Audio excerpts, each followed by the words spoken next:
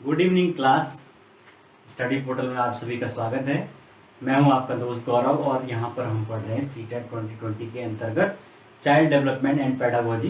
ठीक है, तो इसकी 2 क्लासेस मैं ऑलरेडी बना चुका हूं और आज हम जो पढ़ने जा रहे हैं वो very very very important topic for CTET, जो कि होगा आपके पियाजे की थ्योरी एंड कोलबर्ग की थ्योरी। ओके, तो शुरू करने से पहले मैं आपको बता देता हूं कि स्टडी पोर्टल पे आपको सभी एग्जाम्स जैसे केवीएस, एनबीएस, सीटेट और बैंकिंग, एसएससी, इन सभी एग्जाम से संबंधित वीडियो लेक्चर्स उपलब्ध हैं। साथ के साथ आप अगर किसी भी प्रकार के नोट्स लेना चाहते हैं, प्रिंटेड नोट्स लेना चाहते हैं, तो इस व्हाट्सएप नंबर पे कांटेक्ट कर सकते हैं। ओके, और साथ के साथ अगर आपको सीटेट से संबंधित किसी भी प्रकार की जो पीडीएफ है नोट्स की वो चाहिए, तो आप इस वीडियो के डिस्क्रिप्शन बॉक्स से डाउनलोड कर सकते हैं, वहाँ पे आपको लिंक मिल जाएगा। ठीक है, तो बिना किसी टाइम को वेस्ट किए हुए हम शुरू करते हैं।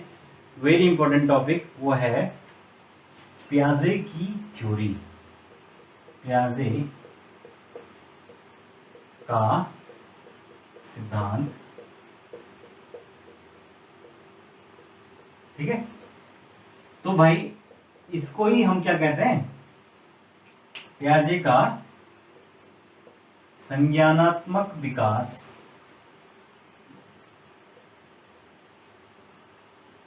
संज्ञानात्मक विकास का सिद्धांत। ठीक है, तो जीन पियाजे जो है वो कहाँ के, सबसे पहला क्वेश्चन तो इसमें यही बनता है कि जीन पियाजे कहाँ के वैज्ञानिक थे। तो जीन पियाजे जो है वो स्विट्जरलैंड के मनोवैज्ञानिक थे। ठीक है, जिन्होंने अपना जो सिद्धांत है वो दिया संज्ञानात्मक विकास का सिद्धांत। संज्ञानात्मक का मतलब होता है कॉग्निटिव डेवलपमेंट। संज्ञानात्मक मतलब कॉग्निटिव डेवलपमेंट। कॉग्निटिव का मतलब होता है बौद्धिक विकास या मानसिक विकास। ठीक है, तो जो जीन पियाजे हैं वो एक स्विट्जरलैंड के मनोवैज्ञानिक थे। इन्होंने क्या किया, इन्होंने जो अपने ही बच्चे हैं उनके ऊपर जब वो बढ़ रहे थे, छोटे से बड़े हो रहे थे, तो उनको ऑब्जर्व किया और उन्हीं के ऊपर एक तरह से प्रयोग किया और तब जाके इस सिद्धांत को प्रतिपादित किया, जिसको हम कहते हैं पियाजे की थ्योरी, जो कि बहुत इंपॉर्टेंट है सीटेट के लिहाज से। ठीक है, तो उन्होंने क्या कहा इस सिद्धांत में, उन्होंने कहा इस सिद्धांत में जीन पियाजे ने कि जो बच्चा होता है वो जन्मजात कुछ क्रियाएं जो है वो जन्मजात लेकर ही पैदा होता है। जैसे कि आपका बच्चा जो है वो रोता है, हंसता है, ठीक है, अगर उसके पास कोई चीज दी तो उसको मुंह में डालता है, चूसता है। तो ऐसी ये जो कि संक्रियाएं होती हैं, ये क्रियाएं होती हैं, इनको वो जन्मजात लेकर पैदा होता है, लेकिन वो धीरे धीरे जैसे बड़ा होता है तो उसके क्या होते हैं, संज्ञानात्मक जो विकास, मेंटल जो विकास है, मेंटल डेवलपमेंट है, वो होता जाता है। और जो मेंटल डेवलपमेंट है जी, इसके कारण से उसका बौद्धिक विकास होता जाता है और वो धीरे धीरे बुद्धिमान बनता चला जाता है। तो इसी के बारे में पियाजे ने अपनी थ्योरी को दिया है संज्ञानात्मक विकास। ठीक है, जिसके अंतर्गत उन्होंने क्या किया, अलग अलग स्टेजेस में संज्ञानात्मक विकास को डिवाइड किया है। लेकिन उसको समझने से पहले उन्होंने कुछ जो टर्म्स हैं वो दिए, जो कि बच्चे के अंदर धीरे धीरे डेवलप होते हैं। ठीक है, तो पहले उन टर्म्स को हम समझेंगे, फिर हम आगे चीजें बढ़ाएंगे। ठीक है, तो सबसे पहले जो उन्होंने बात की वो थी अनुकूलन। ठीक है, जिसका नाम था एडेप्टेशन। तो अनुकूलन जो है, एडेप्टेशन, सिंपल सी बात है कि एडेप्टेशन या अनुकूलन क्या होता है। कोई टफ लैंग्वेज में आपको पढ़ने की जरूरत नहीं, बुक वाली। आपको सिंपल सी बात याद रखनी है कि अपने आसपास के वातावरण में आप मतलब ढल जाना। ठीक है ना, अपने आसपास के वातावरण में ढल जाना, इसी को हम क्या कहेंगे, अनुकूलन या एडेप्टेशन कहेंगे। इसको उन्होंने फर्दर 2 भागों में डिवाइड किया, जो कि वेरी वेरी इंपॉर्टेंट है। वो है आपका आत्मसातीकरण, जिसको आप कहते हैं एसिमिलेशन। ठीक है, आत्मसातीकरण, और दूसरा उन्होंने कहा समायोजन, समायोजन या एडजस्टमेंट। ठीक है। तो ये दो चीजें उन्होंने इसके अंतर्गत बताई अनुकूलन के अंदर। तो ये बहुत इनसे बहुत ज्यादा क्वेश्चन बनते हैं कि आत्मसातीकरण और समायोजन क्या चीज है। ठीक है, तो इसको ध्यान से समझिए, अलग से ही बता देता हूं तो ढंग से समझ में आ जाएगा। तो जो आत्मसातीकरण है, ये इसका मतलब होता है पूर्व ज्ञान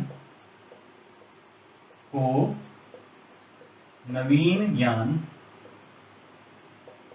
से जोड़ना।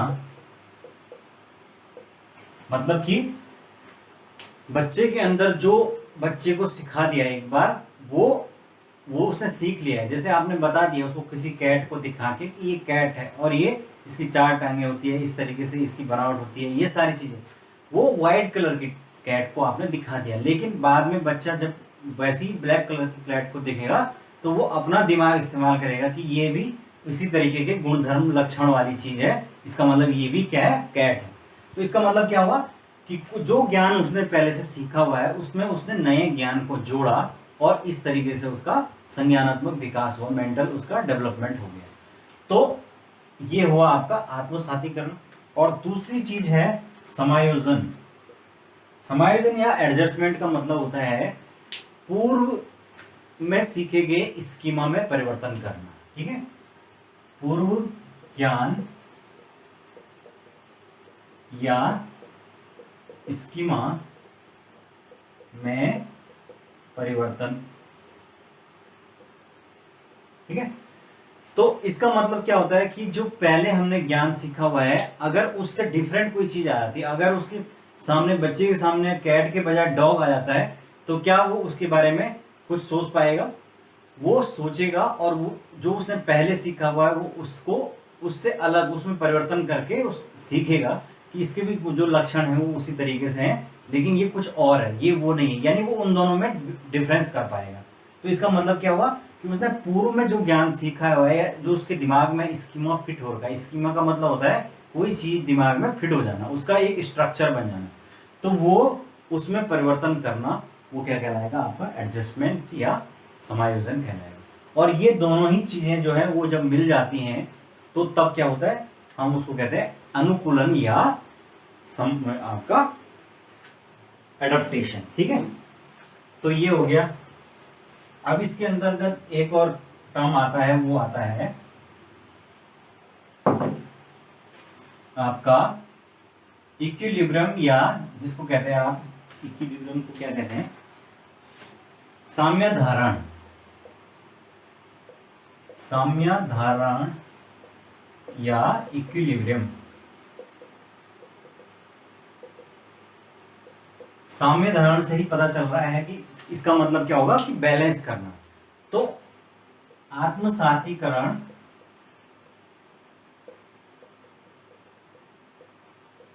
तथा समायोजन में संतुलन स्थापित करना। ठीक है, दोनों ही चीजों में आपको बैलेंस भी बनाना सीखना है। मैंने बच्चा धीरे धीरे उन दोनों ही चीजों में, यानी कि कौन सी चीज उसे क्या करनी है, पूर्व में सीखी गई है उससे जोड़ के देखनी है, कोई नई चीज आएगी उसको किस प्रकार से अपने पुरानी चीज को चेंज करके उस नई चीज को अडॉप्ट करना है। तो ये इन दोनों के बीच में क्या होगा, बैलेंस बनाना होता है, उसी को हम क्या कहते हैं, इक्विलिब्रियम या साम्य धारण कहते हैं। ठीक है, इसमें तीसरा जो टर्म आता है वो आता है विकेंद्रीकरण। विकेंद्रीकरण या डिसेंटरिंग। तो विकेंद्रीकरण या डिसेंटरिंग का मतलब होता है कि एक ही समस्या को अलग अलग प्रकार से सुलझाने, एक ही समस्या को अलग अलग प्रकार से समझाने की योग्यता। ठीक है, यानी कि एक ही प्रॉब्लम को वो अलग अलग प्रकार से सोच पाता है बच्चा, उसको समझ पाता है या उसके अलग अलग सॉल्यूशन निकाल पाता है, तो इसका ये क्या होती है, विकेंद्रीकरण या डिसेंटरिंग होता है। ठीक है, तो ये इसमें कुछ टर्म्स बताए हैं इसने, जीन पियाजे ने, कि धीरे धीरे बच्चे के अंदर ये क्वालिटीज डेवलप होती हैं। और बाकी मैंने आपको स्कीमा तो बता दिया कि स्कीमा क्या होता है। दो चीजें आती है इसमें, एक तो होती है स्कीम और एक होता है स्कीमा। तो स्कीम का मतलब तो आप समझते हैं, स्कीम क्या होता है, किसी भी चीज का क्रम। जैसे अगर बच्चे को सुबह उठ के पहले अपना ब्रश वगैरह करना है, नाश्ता वगैरह करना है, और उसको बाद तैयार होना है, फिर उसका स्कूल जाना है, तो ये उसका क्या है, फिक्स एक उसके दिमाग में स्कीम बनी हुई है, और उसको एक बार ये चीज आदत पड़ गई तो वो उसी के अकॉर्डिंग कार्य करता है। लेकिन स्कीमा का मतलब होता है कि उसके दिमाग में किसी चीज, किसी कॉन्सेप्ट को लेके एक स्ट्रक्चर बैठ जाना। ठीक है, किसी बात को लेके, और वो स्ट्रक्चर हमेशा के लिए उसमें फिट हो जाता है। लेकिन बच्चा धीरे धीरे जब उसका बौद्धिक विकास होता है तो उस अपने स्कीमों में परिवर्तन लाता है। ठीक है, अब आते हैं हम मेन उस पे कि जो पियाजे है उसने अपने सिद्धांत में बाल विकास की 4 अवस्थाओं को बताया।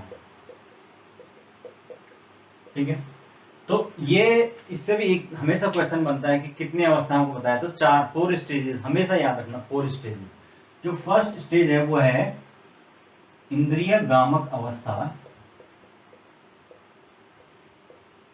इंद्रिय गामक अवस्था, ये जिसको आप कहते हैं सेंसरी मोटर स्टेज, ये होती है आपका 0 से 2 वर्ष।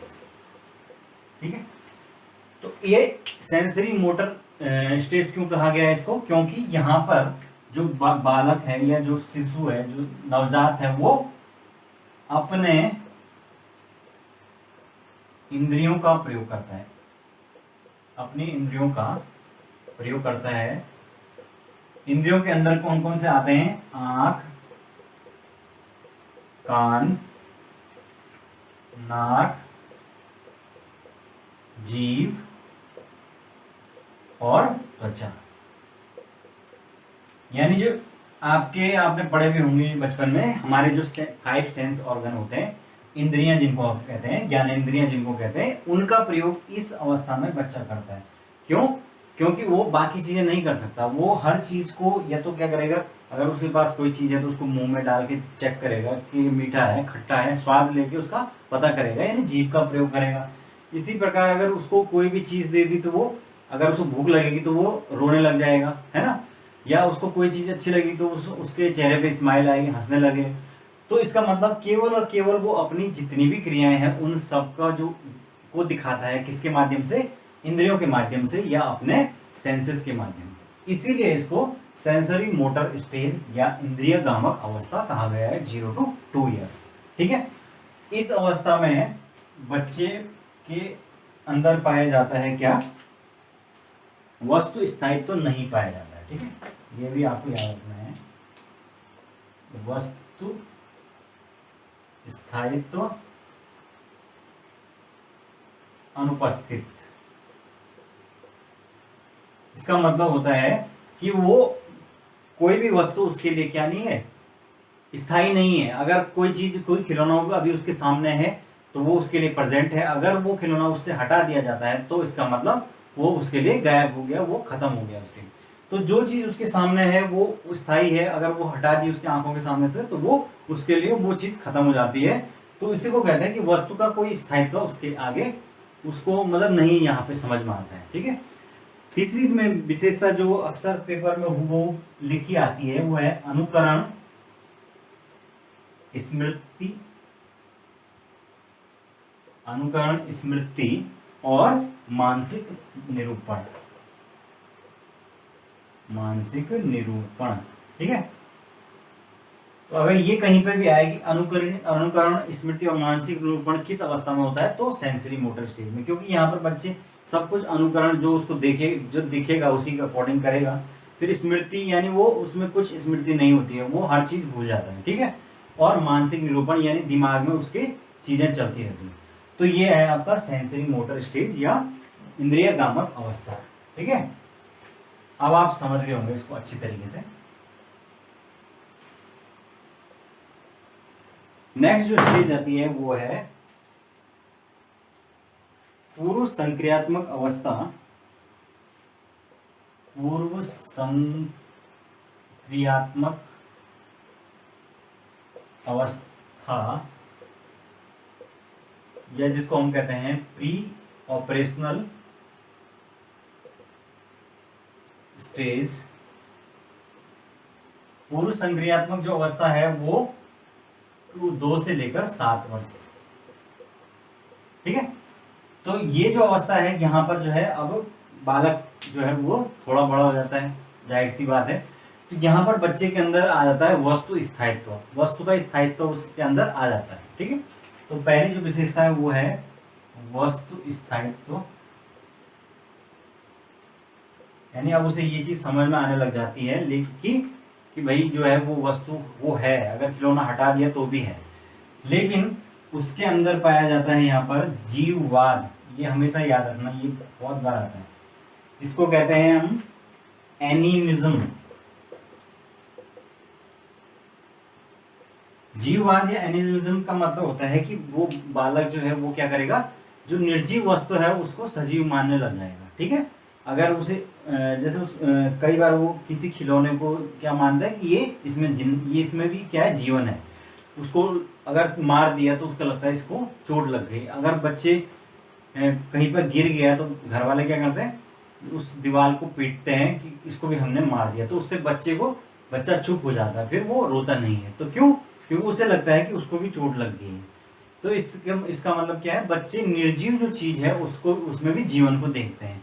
तो यही है जीववाद या एनिमिज्म। तो ये इस अवस्था में बच्चे के अंदर पाया जाता है, ठीक है। नेक्स्ट जो इसमें विशेषता पाई जाती है वो होता है अहम केंद्रित या ईगोसेंट्रिक, ठीक है।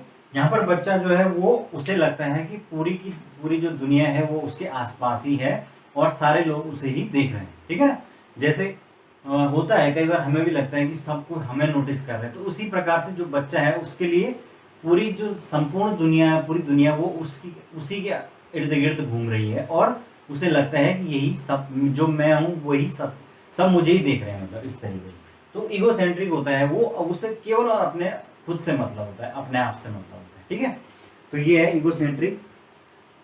दूसरा इसमें और जो चीज पूछी जाती है वो पलटावी गुणों का अभाव, पलटावी गुण अनुपस्थित।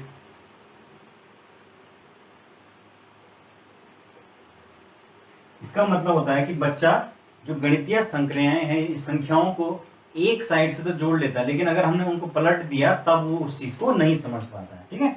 फॉर एग्जाम्पल हमने बोल दिया बच्चे को कि 4 + 6 करिए, तो वो जोड़ देगा इसको कि 10 हो गया। लेकिन अगर हमने इसको पलटा दिया, 6 + 4 कर दिया, तो इसका मतलब फिर वो कंफ्यूज हो जाएगा, फिर वो इस चीज को समझ नहीं पाएगा क्या चीज हुई है। तो यानी पलटावी गुण नहीं पाया जाता, अनुपस्थित होता है। वो गणितीय संक्रियाओं में अक्षरों को पलट दिया जाए तो वो मतलब उस चीज को नहीं समझ पाता, ठीक है। तो ये इसमें इसकी विशेषता होती है। चौथी इसकी विशेषता होती है वो है मुद्रा प्रत्यानयन का अभाव, यानी कि जो मनी का कॉन्सेप्ट है वो बच्चा नहीं समझ पाता है, ठीक है। तो ये भी इंपॉर्टेंट है। इसका मतलब क्या होगा कि बच्चे को अगर 2000 का नोट दे दिया तो और उसको बोलेंगे नहीं ये बेकार है, इसकी जगह पे तू ये 10 रुपए का सिक्का ले ले, तो वो क्या करेगा, सिक्का लेना ज्यादा प्रेफर करेगा, क्योंकि उसे लगता है ये अच्छी चीज है, ठीक है ना। या बहुत सारे उसको सिक्के दे दिए तो वो उससे खुश हो जाएगा। तो इसका मतलब उसमें मुद्रा का जो कॉन्सेप्ट है उसकी भी अभाव होता है। दूसरा उसमें दूरी को लेकर भी समझ नहीं होती है। जैसे कि वो कई बार बच्चे कहते हैं हम नानी के घर गए, इतनी दूर था, पता नहीं कितनी दूर था, यानी उन्हें इस बात का कोई भी एहसास ही नहीं होता है कि एग्जैक्टली हम कितनी दूर गए हैं, यानी दूरी का उन्हें पता नहीं होता है, ना उन्हें वेट का पता होता, भार का पता होता है। तो ये सारे जो कॉन्सेप्ट है वो उनके अनुपस्थित होते हैं। आपको ये चीज हमेशा याद रखनी है। एक एक चीज जो है इससे जो मैं बता रहा हूँ इससे क्या बनते हैं, क्वेश्चंस बनते हैं, और पूर्व जो एग्जाम हुए हैं उनमें सब में लगभग पूछे गए हैं, ठीक है। तो ये है आपका पूर्व संक्रियात्मक या प्री ऑपरेशनल स्टेज, जो कि कहाँ तक 3 से लेकर 7 वर्ष तक जो मैंने बताई, ठीक है। अब है मूर्त संक्रियात्मक या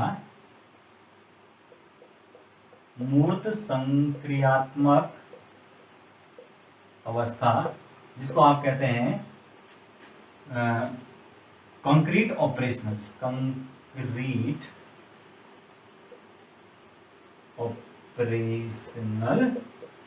स्टेज।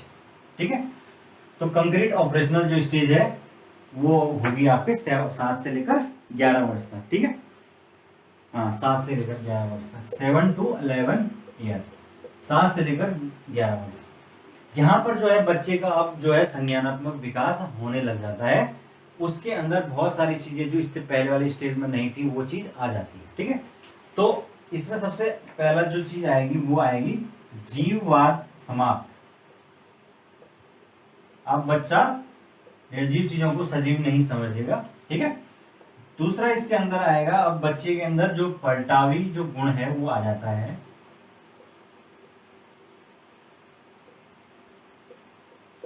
ठीक है, तीसरा मूर्त जो है, मूर्त चीजों को समझने की शक्ति का विकास।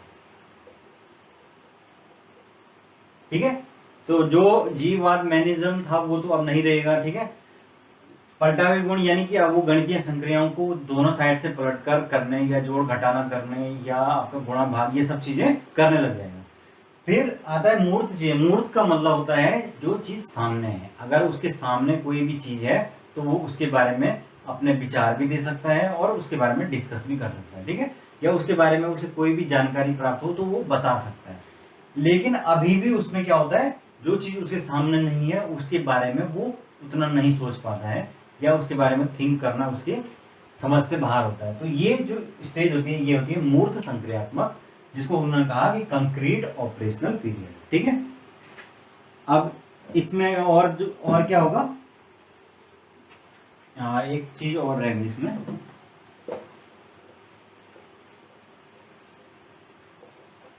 वो है चिंतन में क्रमबद्धता। ठीक है, तो इसका मतलब क्या होता है, जब इससे पहले वाली जो स्टेज है उसमें क्या होगा, बच्चा जो सोचेगा चिंतन करेगा लेकिन उसके बातों का कोई सेंस ही नहीं होगा कि कहाँ से शुरू हो रही कहाँ से खत्म हो रही, लेकिन क्या लॉजिक है क्या बोलना चाह रहा है ये चीजें हमें समझ नहीं आएगी। लेकिन इस स्टेज में जाके बच्चे के जो सोचने समझने का जो है वो उसमें एक क्रम होता है कि वो किस बारे में सोच रहा है या क्या सोच रहा है। ठीक है, एक पैटर्न लगभग थोड़ा बहुत डेवलप होने लग जाता है। ठीक है, तो इसी को कहते हैं कि चिंतन में क्रमबद्धता कंक्रीट ऑपरेशनल पीरियड में आ जाती है। उसके अलावा उसको मुद्रा का जो कॉन्सेप्ट है वो भी पता चल जाता है कि भाई रुपए की क्या वैल्यू है। ठीक है, भार वगैरह दूरी का भी उसे पता लग जाता है। ठीक है, तो ये सारे गुण इस स्टेज में आपके डेवलप हो जाते हैं, जिसको कहते हैं मूर्त संक्रियात्मक या कंक्रीट ऑपरेशनल। ठीक है, तो भाई आगे चलते हैं। आगे जो है वो अंतिम स्टेज है वो है औपचारिक संक्रियात्मक, जिसको आप कहते हैं फॉर्मल ऑपरेशनल। ठीक है, तो ये जो स्टेज है ये होगी आपके 11 तक, तो हो गई 12 से लेकर 15 वर्ष या 11 से 15 वर्ष बोल दीजिए, 11 से 15 है ना। तो इस स्टेज में सबसे पहले तो ये समझ लो ये किशोर अवस्था की जो है स्थिति है। ठीक है, यहाँ पर बच्चे के अंदर आता है आपका सबसे इंपॉर्टेंट चीज जो पूछी जाती है इस वाले पार्ट से, वो है अमूर्त चिंतन। ठीक है, यानी कि जिसको आप कहते हैं एब्स्ट्रैक्ट थिंकिंग। जो चीजें हमारे सामने नहीं है उन चीजों के बारे में वो थिंक कर पाता है। जैसे अगर बता दिया कि इतिहास में इतने सन में ये हुआ था और वो राजा इस तरीके से उसने लड़ाई की थी या वहां तक युद्ध लड़ा था, तो उसके दिमाग में उस चीज की एक इमेजिनेशन बनने लग जाती है। या अगर उसको कोई ऐसी चीज दे दी जो इमेजिनरी चीजें हैं, जैसे कि अगर राम इतने पूर्व की दिशा में 5 किलोमीटर चला, वहां से दक्षिण दिशा में मुड़ा, तो कहीं ना कहीं उसके दिमाग में ये चीजें एक सोचने लग जाएगा, वो चिंतन उसके दिमाग में डेवलप हो जाएगा, थिंकिंग डेवलप होगी। तो उसी को कहते हैं अमूर्त चिंतन या एब्स्ट्रैक्ट थिंकिंग, जो कि सामने नहीं है। इससे पहले वाली स्टेज में वो चीज डेवलप नहीं हो सकती है। इसीलिए जो सबसे छोटे बच्चे हैं उनको बोला जाता है कि उनको प्रत्यक्षीकरण के माध्यम से पढ़ाइए। मतलब अगर आप उसको कोई चीज पढ़ा रहे हैं तो आप उसको हूबहू उस चीज को दिखाइए, क्योंकि वो बच्चा वो एब्स्ट्रैक्ट चीजों को नहीं समझ सकता। अगर आप आम को बोलेंगे केवल कि आम ऐसा होता है वैसा होता है, तो वो कभी नहीं समझेगा कि मैंगो। अगर आप खुद उसके सामने आम को लेके आ जाएंगे और दिखा देंगे उसको, या उसका चित्र दिखा देंगे, तो उससे क्या होगा, वो उस चीज को प्रत्यक्ष रूप से देख सकता है और अब उसको समझ सकता है, क्योंकि वो उसके सामने है। ठीक है, तो इसी कारण ये यूज होता है जो एजुकेशन में, आखिर इसको पढ़ाने का क्या मतलब है, तो इसीलिए ताकि हम समझ पाए कि बच्चा किस स्टेज में कैसी चीजों को समझता है। ठीक है, तो ये है एब्स्ट्रैक्ट थिंकिंग। इसमें और क्या विशेषताएं होंगी, इसमें एक तो सोचने समझने की क्षमता जो है वो विकसित हो जाएगी, और जो इसमें एक और इम्पोर्टेंट चीज होगी वो होगी भाषाई विकास। ठीक है, तो जो लैंग्वेज डेवलपमेंट है वो भी अच्छी तरीके से होगा। बच्चा आप लगभग उसके जो शब्द भंडार है उसमें इतनी वृद्धि हो चुकी होगी कि वो अपनी भाषा को पूरी तरीके से अच्छी तरीके से बोलने लग जाता है। ठीक है, फ्लुएंट तरीके से। तो उसका भाषाई विकास पूर्ण रूप से हो जाता है। उसका संज्ञानात्मक विकास भी इतना जरूर हो जाता है कि वो क्या करता है, अपने आप से सोचने लग जाता है, यानी कि वो अपने दिमाग का इस्तेमाल करने लग जाता है। इतना उसके अंदर डेवलपमेंट हो जाता है, अपना अच्छा बुरा सोचने की उसके अंदर वो क्षमता विकसित हो जाती है। तो ये है आपके औपचारिक संक्रियात्मक या फॉर्मल ऑपरेशन। ओके, तो भाई ये है कुल मिला के आपका जीन पियाजे का जो है सिद्धांत, जिसके अंदर 4 स्टेजेस हमने पढ़ी। ठीक है, तो आपको एक एक स्टेज जो है वो याद रखनी है, उससे क्वेश्चन जो बनेंगे वो इसी तरीके से बनेंगे।